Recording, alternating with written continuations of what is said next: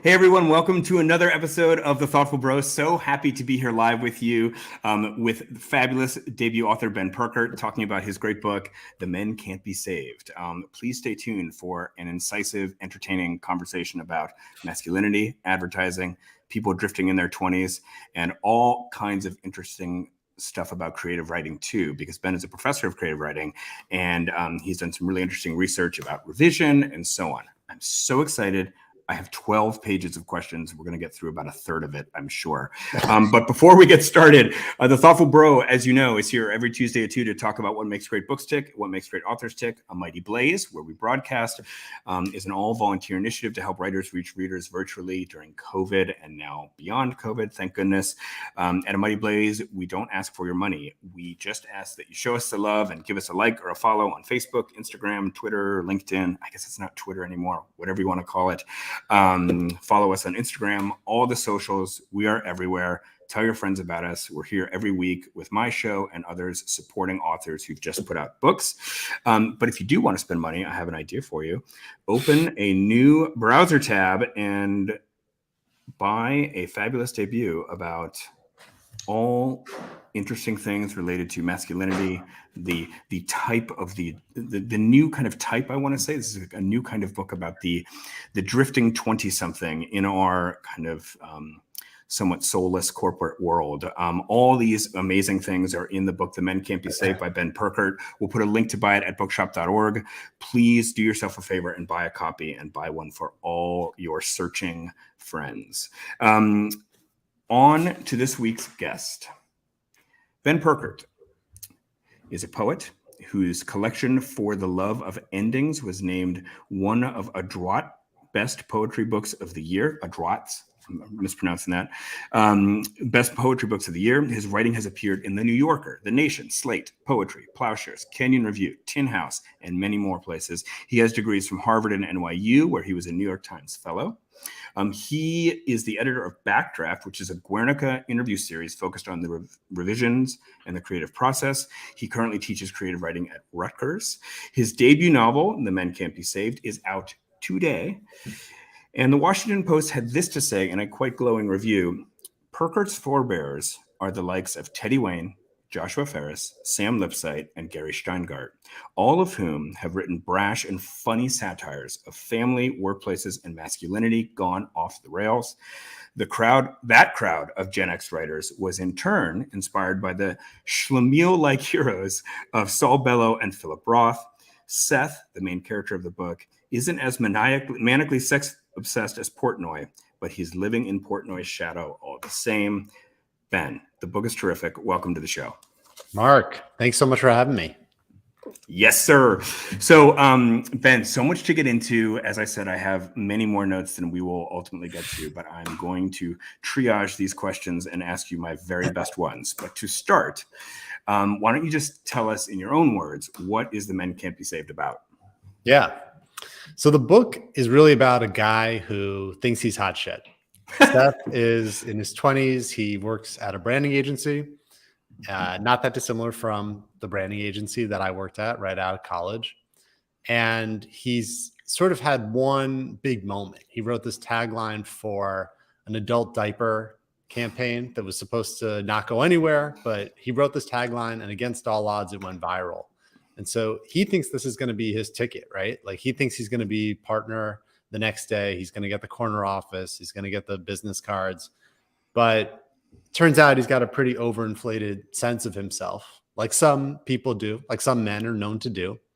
And his downward spiral happens quick. So he gets laid off. And then once that happens, now he's got to start searching, and he's got to figure out what's his new identity. Is it going to be just a rebrand? Is he going to just try to find a new job and sort of let that define him? Or is he going to go deeper and search for a self? And that's kind of what the book hinges on. Now, Ben, the actual ad that goes viral of his is so funny. And folks, you can read that on the very first page of the book. It's like a great ad. It really had me laughing. But my question to you is this: was that ad like something that you had actually wanted to do in your actual job, or did it sort of come to you just entirely separately?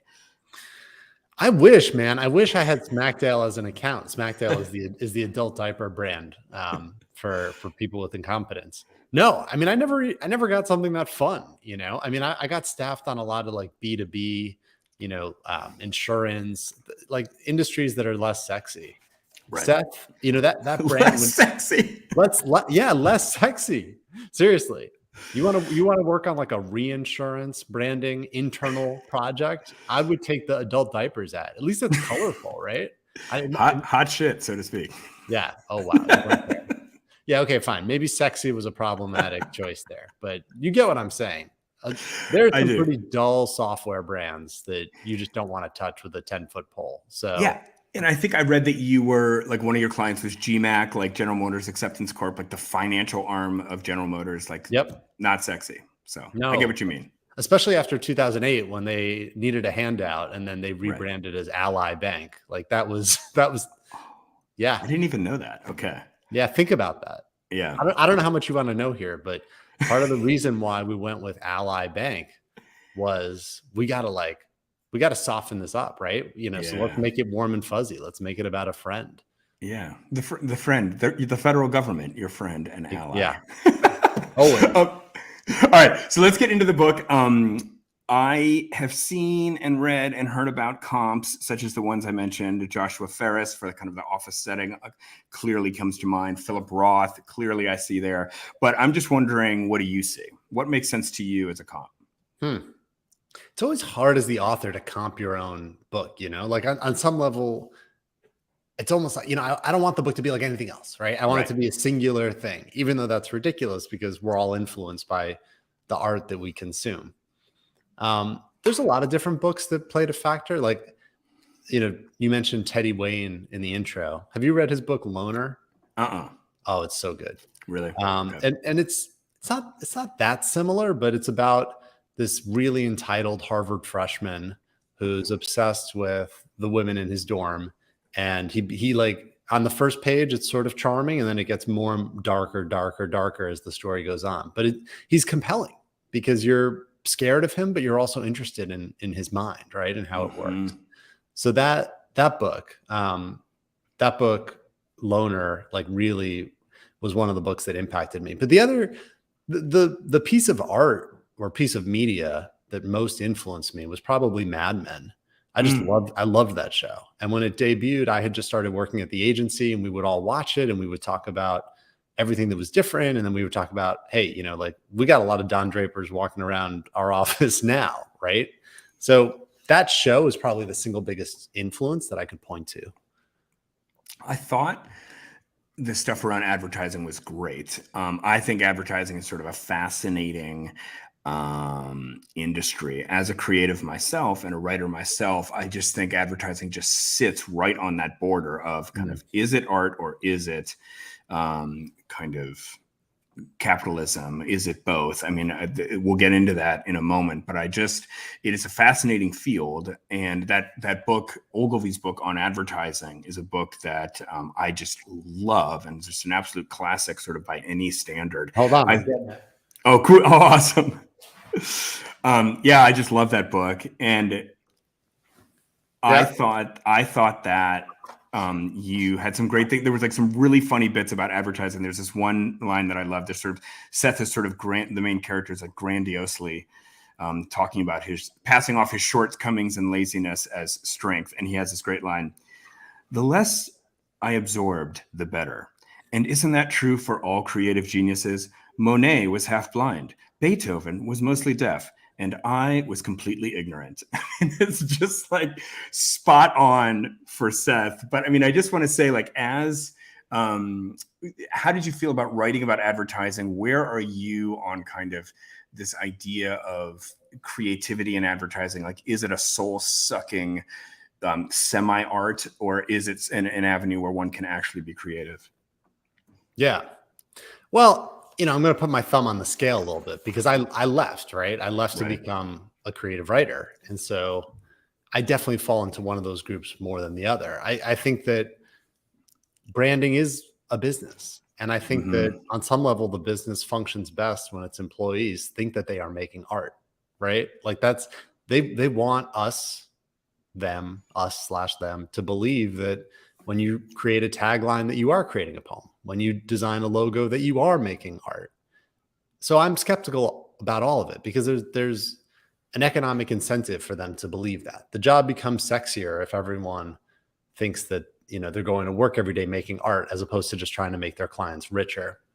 But I will say this, like, part of the fun of the book was to have my viewpoint on the page, but then surround that viewpoint with other characters who view it very differently. Because I don't think that someone who works in advertising their whole life, makes campaigns for products that they believe in, I don't think that that's a waste. I think that that's beautiful. And completely valid. It's just not my worldview. Right. Yeah. I mean, I loved how you talked about, how rigorous one has to be just in like word selection when you're coming up with like a slogan or something, and how you have to understand all the connotations of the different words and how the arrangement of words might mean something unexpected and might not.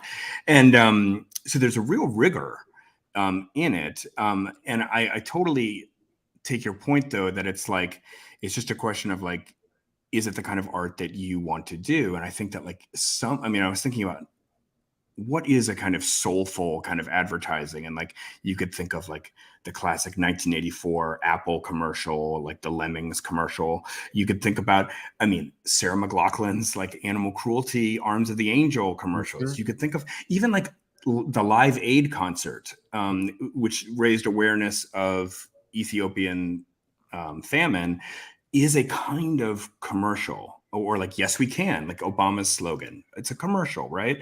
But it's just a question of like, do you believe in that, as sort of the question of like whether you see it as soulful or not. Yeah. And also, right, souls are different. Your soul might be different than my soul, and what one finds fulfilling, another doesn't. An experience that I had at the agency was when I worked at Interbrand and a few other agencies, but Interbrand was the one. It was, at the time, it may still be, the largest branding agency in the world. Wow. And when I worked there, I had a bunch of clients that I frankly just didn't care that much about, right? Like, I didn't care about selling more widgets for some random, Rupert Murdoch company. Like, that just wasn't going to get me off. But we had one client that I cared about deeply. We got the branding account to do, it was like one of the early Copenhagen meetings where they try to get countries to lower their emissions, and it was like in 2009 or something. It was a hopeful time, actually. And I remember just staying like, it was like all nighter. Like, I wanted to write the tagline. I wanted to get that right. And then what happened is frankly what usually happens, which is you present your words, and then, you don't hear back for a while, and you're told it's going to get used, and then it doesn't get used. So much people who work in agencies, you just get used to it. You write shit, you design shit, and then it just dies on the floor somewhere. It's very rare to have my character's experience of actually seeing his work out in the world at all. But that gets thwarted too, actually. Right. It really got me thinking, the whole conversation about kind of, is it art or is it not, really got me thinking about like, let's define this for a moment. Like, why is advertising not art? And so why, for example, is like Sarah McLachlan's song In the Arms of the Angel, why is that on its own a work of art? But when it's in this commercial, perhaps it's like not quite a work of art anymore, or a work of art in the same way. And I guess as I was like ruminating on this, I boiled it down to, art is only art when it doesn't have another agenda. And it's only art when the only agenda is, I guess, for you to feel the emotion that the art wants you to feel, and to feel that emotion only to feel that emotion, and take no other step beyond that. Is that fair? To me, it is. Yeah. That's largely, you've articulated it exactly as I see it. Yeah. But the only caution I would say is that there are brilliant artists and brilliant advertisers who see it differently. Like, there are political writers who might say that, yeah, good art is about artistic expression and all the things you said, like just creating an emotional experience in someone. But it is also about a political agenda. Like, if you care about a particular movement and your novel is going to support certain political aims, they might see it through a different lens. And then there are advertising people who do think of advertising as art. And there are museums that have to make these calls all the time. Like Andy Warhol's paintings versus Andy Warhol's illustrations when he worked as a designer for an agency. Mm-hmm. Are we going to show like all of Andy Warhol's work, or are we going to draw the line between what he got paid to do for a client versus what he just made from his soul? So, Right. those are messy. Like, it's good that we're having those conversations. It's good that people Right. think differently about it, maybe. Just one final thought on this was that it got me thinking about, a lot of people don't like allegory as kind of a category of art, and so, but allegory, like one allegory that is one of my favorite books of all time is Animal Farm by George Orwell. But you could look at something, say like the Chronicles of Narnia, and say like these are books that do have an agenda, and I think people just sort of react allergically when they smell an agenda sometimes. I think so too, and I also think that one of the successes of something like 1984 or Animal Farm is you can read those books certainly with an attention to the agenda or the political message, because it would be ridiculous to pretend that they don't have one. Mm-hmm. But they also work as books. Like the characters are themselves interesting. So you can still, experience it aesthetically in addition to politically what it's trying to convey. Right. Okay, let's keep moving to the idea of this as a coming of age story. And so you have this character there who's like in their 20s, Seth, kind of trying to figure out what his identity is, as you said at the top of the show. And I just wanted to bring up, last week on the show, I had Ruth Madievsky, and there's so many similarities between her work and your work. Her book is called All Night Pharmacy. And I've just been seeing both of your books everywhere. But for me, they could be sold like together as like a package deal. So let's just bring up some of the similarities here. It's a debut novel by somebody who was previously published as a poet, writing about sex, drugs, addiction, hookup culture, a confused 20-something main character who is uncommitted to their career, traveling to the land of their ancestors, surrounded by toxic relationships, and both books are pretty short. So those are just some of the things. And I know you two are friends. And I guess my question to you is like, do you see these similarities? And even more beyond that, like, why are there are these similarities? Like, are you two sort of like seeing something similar, which is actually like a far broader demographic to write about? Yeah. And first of all, I love putting those two books in conversation. Ruth is a dear friend. If anyone wants the true package deal, in addition to buying our books together, because Ruth's book is fantastic. I wholly endorse it. If you haven't gotten it, you should get it. But if you want the two of us side by side, we're going to be reading at Harvard Bookstore in Cambridge, Mass on Thursday. So would love to see any listeners who are in the Massachusetts area come on through. Right on. Yeah, it's uncanny, right? There are a lot of poets who are starting to make this move into fiction, and that's a whole other conversation about why that's happening. But when I read Ruth's book, we connected because she liked my poems, I liked her poems, and we've never even met face to face. But we text all the time, and I edited her book. She edited mine. We helped each other when we were looking for agents, helped each other when we were going through the pub process. Wait, time out. Yeah. You've never even met Ruth face to face? It all just sort of like one of you liked another poem, and then you just got in touch, and then it just took off from there? Yeah. We've never met face until, just to hype up this reading even more, until this reading on Thursday. It'll be the first time. That's so cool. And we talk all the time, right? And it's also a wild ask to have a stranger. We're not strangers, but early on in our relationship, we didn't know each other that well. Right. The fact that I just like lobbed my novel to her and she lobbed hers to me is like sort of a big ask and also a big leap of faith. Yeah. But, I think, I don't know that we're capturing something in the zeitgeist or anything like that necessarily, but I do think that Jewish humor is a real thing. And Ruth is pretty dark and really fucking funny. And I'm pretty dark and I like to think that I'm funny. So, maybe there's some, I guess what I'm saying is maybe there's some organic overlap that's just sort of happening. But there's a lot of books that aren't like Ruth's. There's a lot of books that aren't like mine. It just so happens that we're coming out at the same exact time. Yeah. I really liked the kind of portrayal of Seth as somebody who's just sort of like going through the motions in an office environment. This is like, I had a job for a long time, sort of going through the motions in an office environment. My wife and I have this term that I don't know if we've ever shared with anybody outside of our home, but like we call it somebody with like VP energy.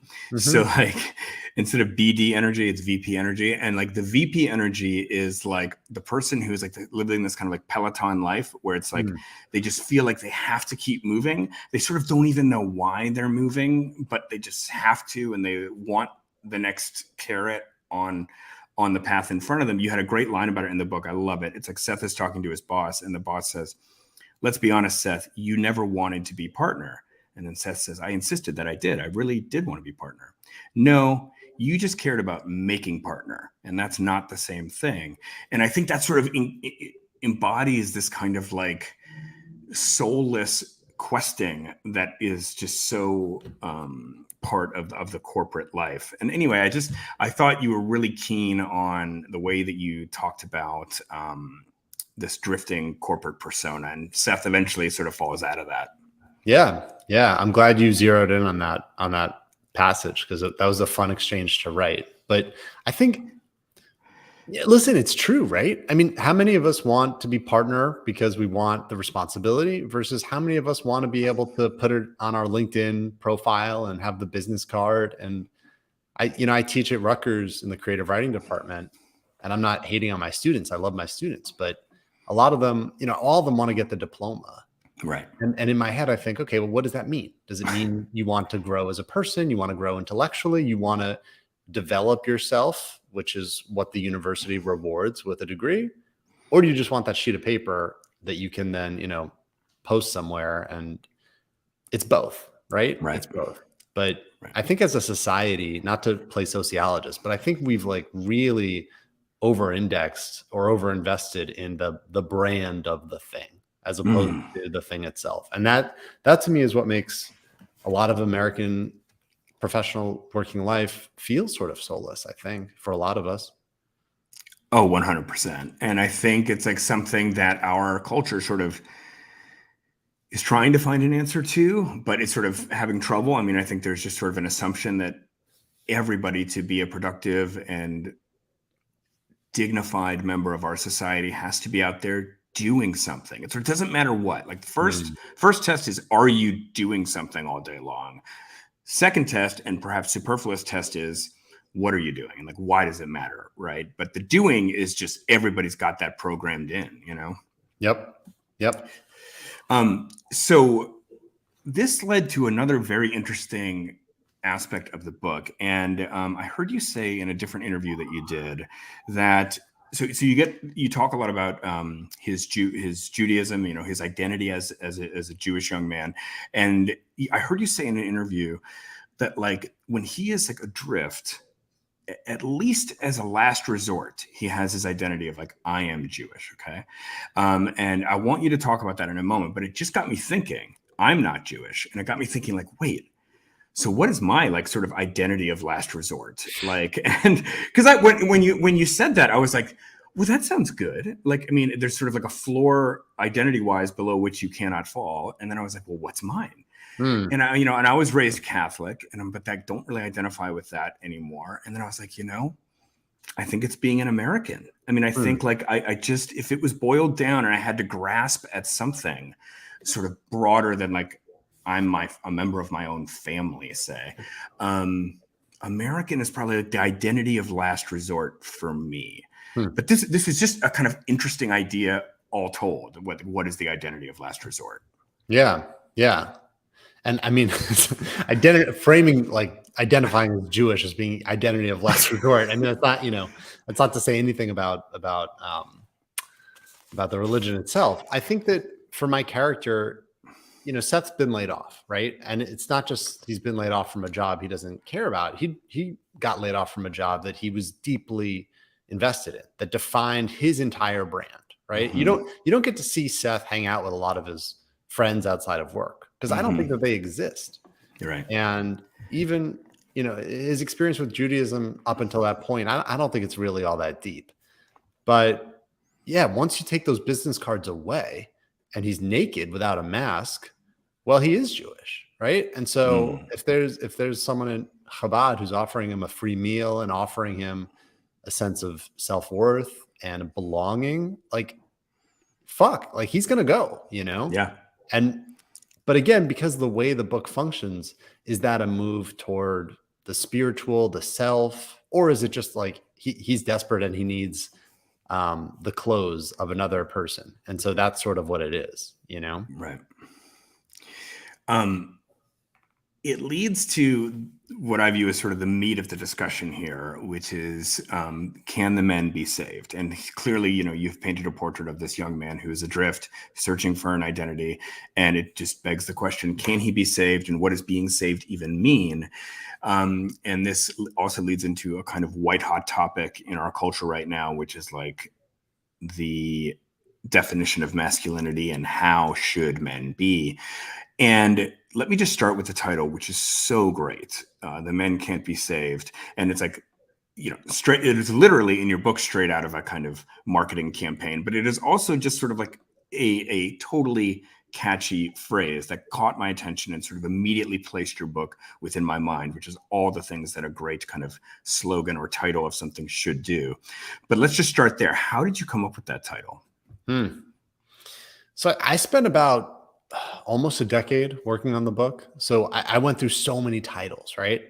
And there's that moment, it's not really a spoiler, I'm not giving that much away, but one of Seth doesn't have exactly the sexiest client list. He goes from the adult diapers ad to he has a prostate cancer research society that doesn't seem like they're a big bucks client, right? I mean, it's worthy work, but it's not anything that anyone at the agency really wants to work on. But it seems between adult diapers and prostate, he's kind of developing a niche. He has this niche, right? And the niche just keeps getting smaller. I mean, the men's health space is not that big to really carry his whole career. But you get the sense like his boss at the agency is just trying to limit the damage. Like, let me just, create the smallest little niche for this guy so that, it's gonna limit the collateral damage. Right.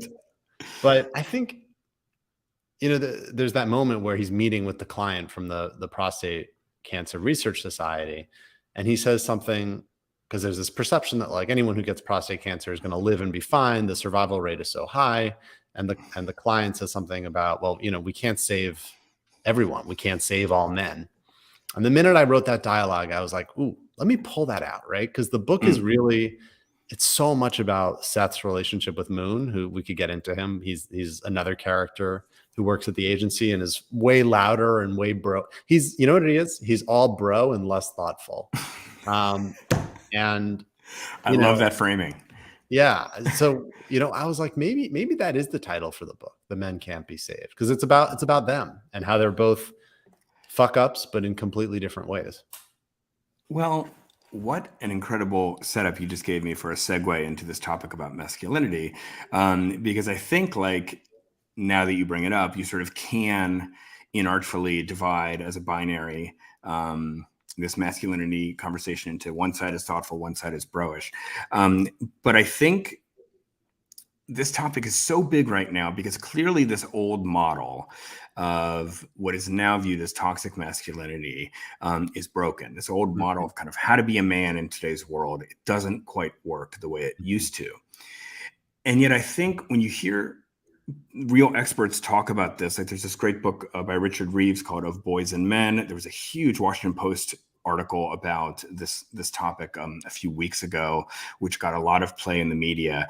And part of a way of looking at this conversation is like, when people say don't be toxically masculine, are they really saying just be more feminine? And then people would say like that sort of like isn't really the answer. Like indeed, like moving along the spectrum from toxic toward, the other side may appear as like taking on some more feminine qualities. But I think like part of the discussion is around like that seems like not the best answer, in the sense that like there has to be a kind of third way, right? It's like a way to still be masculine, which is different from being feminine, but not be toxically masculine. Do you even agree with like that kind of framing? Is that the search that we're in right now? It's a fascinating question. And, I part of me just wants to answer, listen, I'm a novelist, right? I'm not a sociologist. So I'm not, on some level, I'm not qualified to give an informed answer. But here's what my gut says. My gut says is that we've been thinking about gender through a pretty strict binary for so long. So it's almost like, what is it that makes us think that anything that is distinguishable from toxic masculinity would be feminine? Like, so I'll answer it this way. Before I wrote this novel, what I wrote was poems. My background is in poetry, and I had just an amazing poetry teacher in middle school, changed my life. And so from a young age, when someone asked me what did I want to be, or how did I see myself, I would say, well, I'm a poet. And I would usually say that while wearing like my Yankees cap backward, while wearing maybe like a New York Giants shirt. Like, I'm a huge sports fan, right? Like, in many, I'm not as good at sports as I would like to be, but like,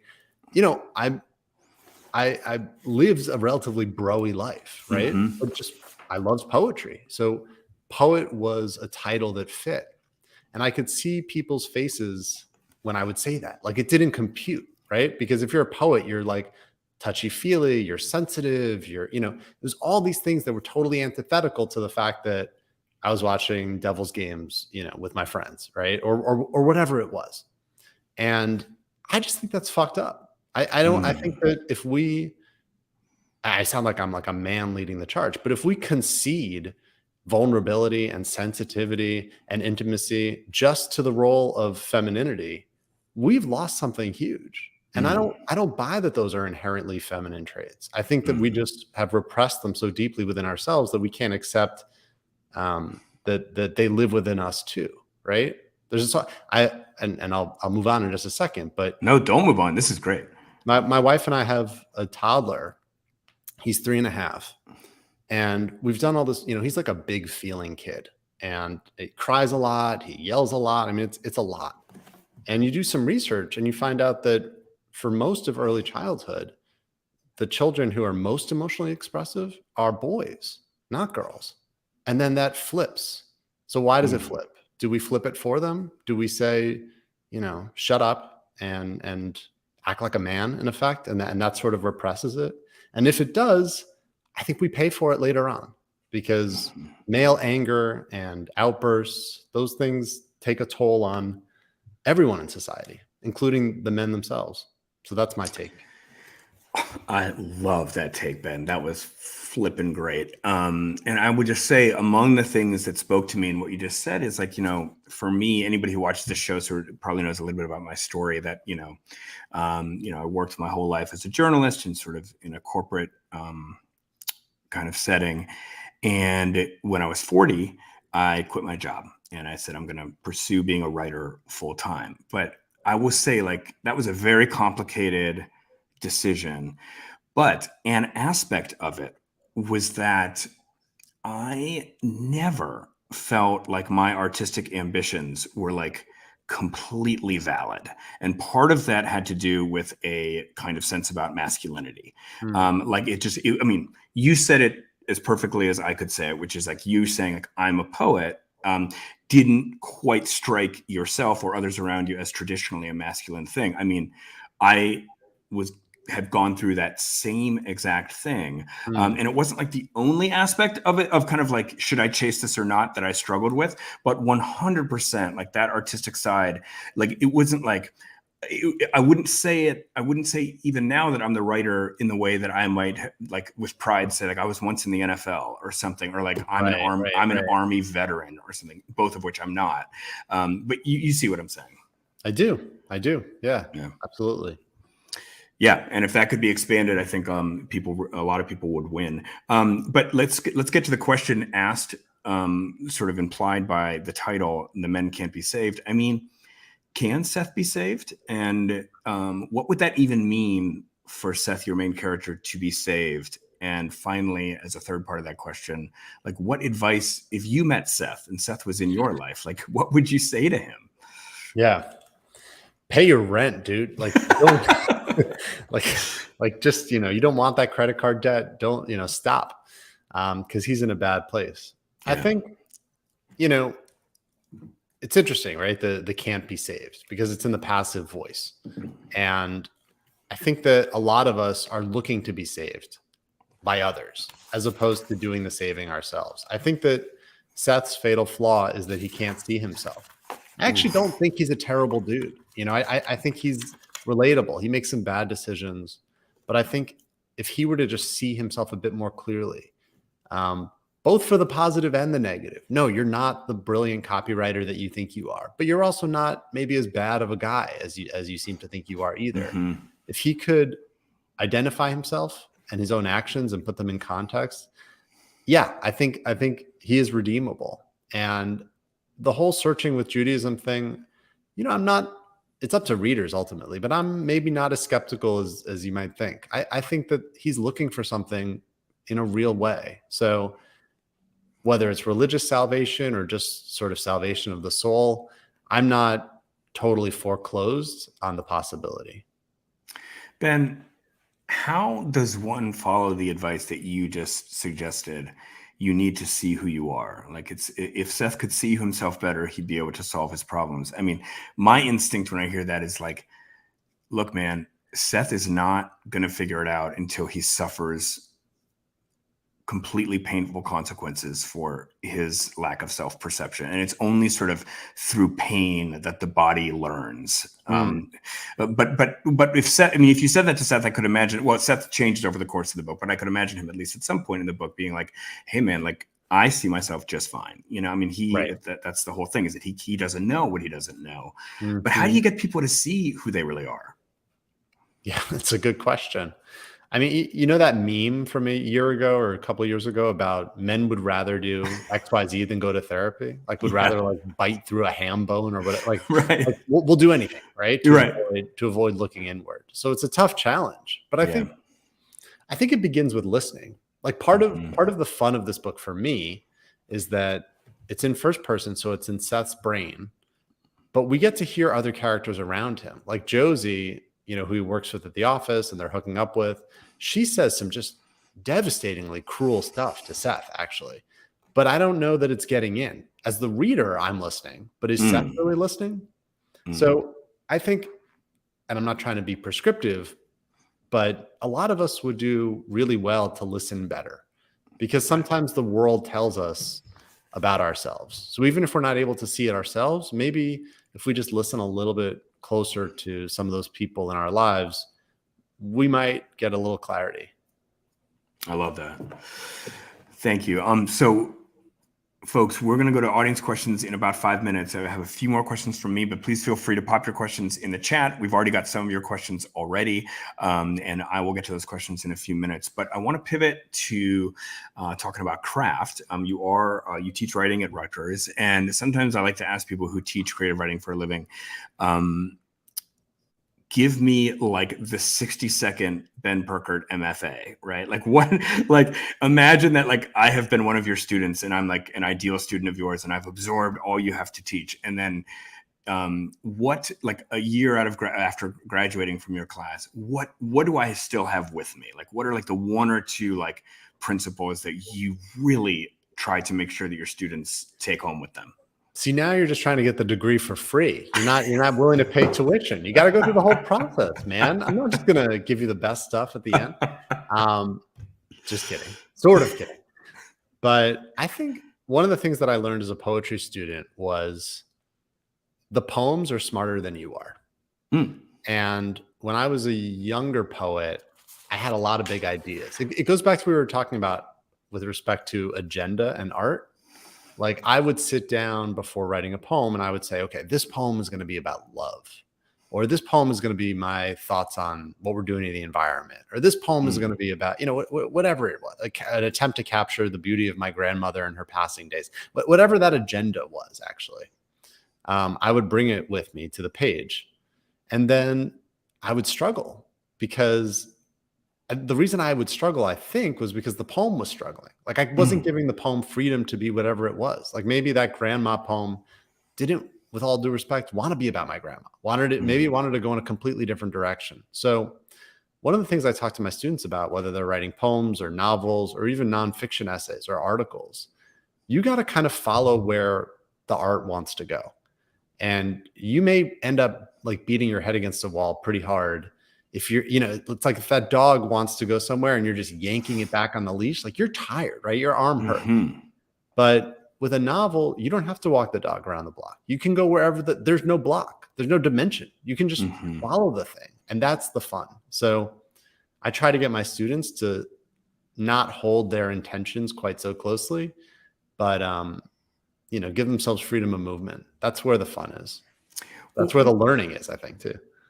And that sort of leads me to an adjacent question I wanted to ask, which was about the decade that you spent writing this. And I heard you say in a different interview that you wrote it in about 6 weeks or something, the original draft, and then 10 years revising it, which has to be one of the great kind of initial creation to revising ratios of all time. But, great / horrible. Yeah. But here you are just a moment ago talking about like, you can kind of follow it whatever you want, wherever you want. It's smarter than you. There is no continent, there is no dimension, and so on. You can just go anywhere. What was the thing, if you can somehow categorize it, that you were working on? Like what, if you can kind of sum it up, those 10 years, like sort of how did it evolve, and what was like sort of the thing that really made it the thing it is today that it didn't have at first? Yeah. There were a lot. I mean, part of it is that because my background is in poetry, I'm used to working at a small scale. And when you work at a small scale, you can revise and be really precious about every word, and you want to hear the rhythm of the sentence and stuff like that. So I was applying a toolkit to like, it's like if you're used to building model trains or something, and now suddenly you're building like Union Station and you've got to develop all these Amtrak, like the scale, it just took a long time because I was using really tiny implements. Like that's my background. So that's one answer.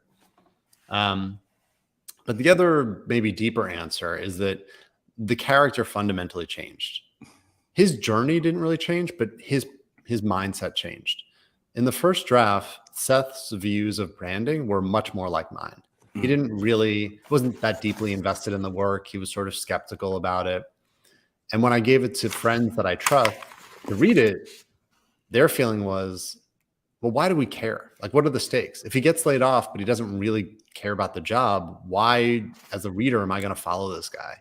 And I was like, that's a really good point. So let me change the frame. Like maybe Seth, instead of being kind of laissez-faire about the whole thing, like maybe he loves this job. Maybe he is this job. Like maybe it's in his fiber in a way that would almost feel comedic, but would also make us care more when he loses it. So that was a big edit, man, because every scene I had to just sort of shift a little bit what his mindset was. But it allowed me to then take some of my viewpoints and give them to the other characters. Awesome. Yeah, you did that. I love, very well done on the stakes. That's great. I mean, that completely came across, and it's hard for me to imagine the story without those stakes. One last question for you on craft, which is that you edited this series for Guernica about revision. And so could you just briefly explain what that project was? And then again, just if you could kind of boil it down, what are one or two major things that you learned about how writers revise? Yeah. And thanks so much for the research and checking out all the stuff I've done. You're like my if I ever get a Wikipedia page, I hope it mentions some of this stuff. About 5 years ago, I started this series for Guernica called Backdraft. And the idea was, we don't need just another writer interview series. We need something that focuses on revision specifically. So wouldn't it be cool if a writer would give us their first draft of a poem or their first paragraph of a short story and then compare it with the final, and we could talk through the changes. And, a lot of people have told me they love that series. They bring it into the classroom. Honestly, it was large part for me. I just needed to get smarter about revision. So I figured the more I talked to writers, the more I would learn about how to take my own draft and evolve it. And it's hard to distill it to one takeaway, but I would say the major thing I learned is there are so many different ways to perform with rigor as a writer. And what I mean by that is, one of my favorite poets, what I learned is that she doesn't revise at all. She just writes a ton. She every day she writes 100. It's like, one of those, this is disgusting, but like one of those lizards or one of those insects that has like a gazillion offspring, and then it knows that only 1% are going to survive. Like that's how she works. Wow, that's cool. That's super rigorous. But then it's like, okay, this little praying mantis survived. I'm not going to edit it. It's just that's how it's going to live. That's unusual. Most writers are very slow. They revise every day. But when I talked to her, that opened a door for me because I haven't implemented that. But it was an example of there's so many different ways to work hard and do good work that I had never conceived of. Awesome. We'll encourage everybody to check that out. We'll put a link in the chat to that the Guernica piece. There's a collection of them. I think is it on your website? I think there's a list of them. Yeah, on if your you website. go to benpurkert.com, you can get to it. Awesome. All right. Well, before we wrap, let's take a few questions from the audience. I'll have my producer throw them up on screen here. What's the most surprising thing about publishing your debut novel? What's the best thing about it?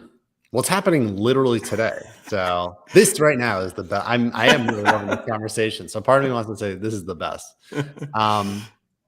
You know this is going to answer the question, but only sort of. I have a poetry book that's already come out. It came out in 2018. And so on the one hand, I'm a debut author because I changed genres. On the other hand, I have kind of been through this before a little bit. So it's interesting to me because the book is a lot about branding and that's how I think. It's interesting to brand debut. Like what happens when you call something a debut? Like you make it sexier, you make it newer. I don't know. That's not an answer to the question. The best thing is that you get to share your work with other people like all of you, frankly. Like that's the cool part, Awesome. Wait, but hold on. What does happen when you call something a debut? I mean, are you just sort of finding out or? Well, you're eligible for different prizes, but also I think, think about how corporate brands work. We want what's new. We want what's sexy. So calling something a debut, I think is a way to it's like when Tide comes out with like all new pods or whatever, right? It's like, hey, Ben Purkert is new again. I feel reborn. I feel younger. Awesome. That's so cool. Feel younger. Write a novel. Yep. All right, let's do one or two more questions from the audience. We have time for one more at least. How do you know when your novel is funny or not? It's a great question. Do you have tips on writing humor? I do love that question. And I'll just say that, in switching from poetry to fiction, I love poetry. I'll always love poetry. I'm always writing poems, but fiction was a space where I could just be funny and just have more fun on the page in a different kind of way. How do you know if your novel is funny or not? Well, one way is to give it to a reader and then kind of like crouch behind a fence somewhere and just see their expressions, right? Like try to look and see if they're laughing or not. That'll give you a good sense. My wife was my first reader. And if she had told me, Ben, this sucks, you tried, but just forget about it. I think I would have listened to her, but she said, this is good. And it's really funny. And I said, it is? Because I wasn't aware that it was all that funny, really. I wasn't trying to write a comedy, but my wife's a good reader. So I trusted her. It's hard. I think it's hard to know yourself. It is. It really is. Hold on. I'm going to surprise read a passage from your book because I didn't get to read this earlier, but for the person who asked that question, I just wanted to show you how funny this book is. I love this passage. So Ben is talking about going to a strip club, and he says, "My desire to see strippers was less about seeing them and more about seeing myself seeing them. Would I transform into one of those hormonally turbocharged gawkers who picks lecherously at his incisors with a club sandwich toothpick? Or would I play the part of the nail-biting softie who inquires in a high-minded tone after the dancer's educational aspirations? Visiting a strip club was like visiting Israel, I figured. Both were morally questionable places. Both would expose who I was or who I might become." I mean, that's Ben Purkert firing on all cylinders there. It's like, it's wise, it's funny, it's satire, it's insightful. I mean, that's just great writing. Mark, you should have done the audiobook. That was so good. I loved it. But the audiobook wouldn't have captured what you did with the toothpick. That was excellent. I loved it. All right, before we wrap, I think we have one more question from the audience. Okay. Tell us what you think about the Jewish legacy comps. Do you think of your book as a Jewish book? And if so, why? And who is your favorite writer in this particular pantheon? I do think of it as a Jewish book. I think that, I'm sensitive to, like, you call something, you qualify something, you call it a Jewish book, you call it a feminist book, you call it a satire.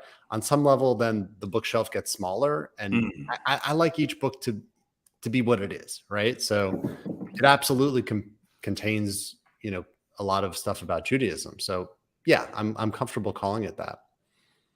I think, the Washington Post wrote this review of the book, and I loved it, and I'm really grateful for it. And it talks a lot about Philip Roth as the book feeling like a modern day Philip Roth, which is a huge honor. But Roth really isn't my guy, even though he grew up in New Jersey. I grew up in New Jersey, the Jewish roots. He's not really the writer that I love. There are so many other Jewish American writers from the 20th century who I think Roth intentionally or unintentionally kind of crowded out. Mm. So there's this one guy, Leonard Michaels. I would recommend him to anyone.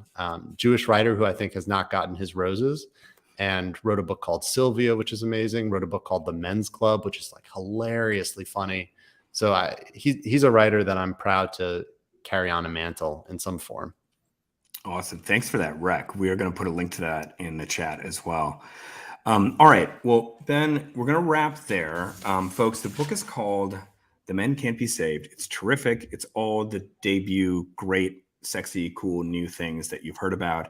Ben, thank you so much for coming on the show on your pub day. I have one final question that I ask all the writers that come on my show, which is this. Just imagine that the ideal reader is reading this book, somebody who is, as they say, picking up everything you're putting down and catching all your references and just receiving this book the way that you wished it would be received in your wildest dreams. Now imagine this ideal reader has finished the book, they closed the book, they're sitting there, and what, in a phrase or even just one word, what is that ideal reader feeling? My favorite art is the art that makes me laugh and makes me cry from one page to the next. I think that's the best. And so at the end of this book, if a reader has laughed out loud at a few sections, but also maybe shed a tear or even just like welled up a little bit, that would be cool. That would be really cool. And I wholeheartedly agree. And it is one of the hardest tricks to pull off, laughing and crying in the same book. I love it. Ben, thank you so much again. Tell me, where can people find you coming up? You said Boston on Thursday. Are there other kind of virtual events or other places people can check you out? There are. If you go to my website, benpurkert.com, it's got an events tab. You can just click there. But I'll be in Jersey City. I'll be in Brooklyn tonight for anyone who it's like we keep moving the space to a bigger space and it keeps selling out, which is so cool. It's so cool, but also I'm so anxious about it because it's I don't know. But yeah, Brooklyn tonight at 6 p.m. At the Brooklyn Heights Public Library. Books for sale by Books or Magic. Then tomorrow we're going to be in Jersey City at Word. And then the day after that, Cambridge, Massachusetts, Harvard Bookstore. So more to come, but those are just some things in the immediate future. Awesome. All right, Ben, well, it's been a real pleasure. I loved the book. Thank you for answering all my questions. This has been an amazing conversation. Folks, please buy The Men Can't Be Saved by Ben Purkert, and we'll see you next week on The Thoughtful Bro. Thanks, Ben. Mark, this ruled. Thank you.